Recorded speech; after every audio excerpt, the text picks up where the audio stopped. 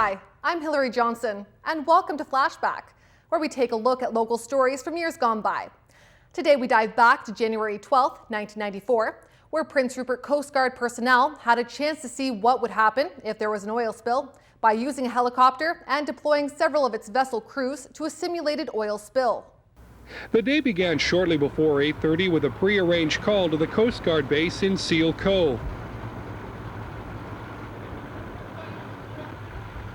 With clear skies and light winds, crews began the trek to the site of the simulated oil spill. So are we? I'll do the inside. Heading up Tuck Inlet and be operating around. Public Affairs Director Rod Nelson tells us quickly what crews will be doing and the scenario being used in the exercise. Well, the scenario is that there's a freighter in the harbor that's leaking some oil. So there's a spill, and it's drifting, and what we want to do is protect some beach and a creek. And how we're going to do that is by booming off parts of the beach here. This is a boom.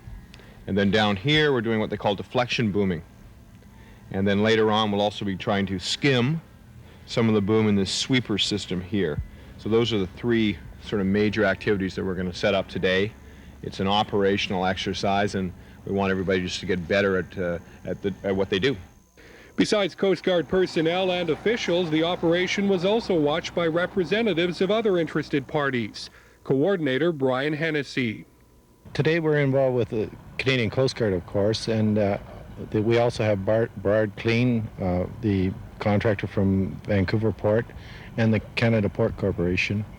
And the DFO, Department of Fisheries vessel, is acting as our observer platform.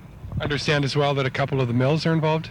Yes, we have some people from observers from Alcan and also from Repap, the pulp mill here in town. They've actually, both of these men have taken the course, the Basics of Oil Spill Response course, previously to this, and they've come out to observe the exercise. Before any cleanup operation can begin, supplies must be flown in by helicopter. Supplies such as oil booms are brought in this case to personnel set up on the beach. Smaller boats are then used to transport the crews to shore to begin the deployment of oil booms.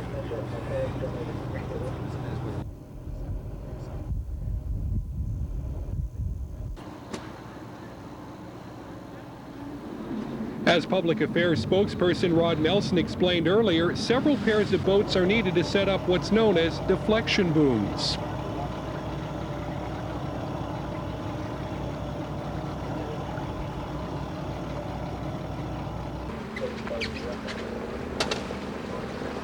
We told you earlier that one of the reasons for the simulated oil spill was to prepare Coast Guard personnel. The other, for Coast Guard officials seen here, to observe the practice exercise and see what works and what doesn't.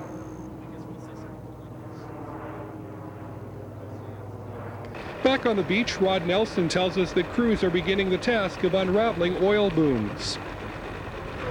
Well, what they're going to do is they're preparing to use this boom that you see there, the orange boom. They're going to get a helicopter to come in and lift the boom out and bring it out towards us here.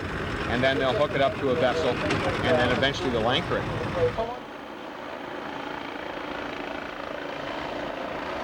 To allow us to see the operation be completed from the air, we're taken back to the Coast Guard base in Seal Cove by boat and flown by Coast Guard helicopter back over the site to see the operation complete.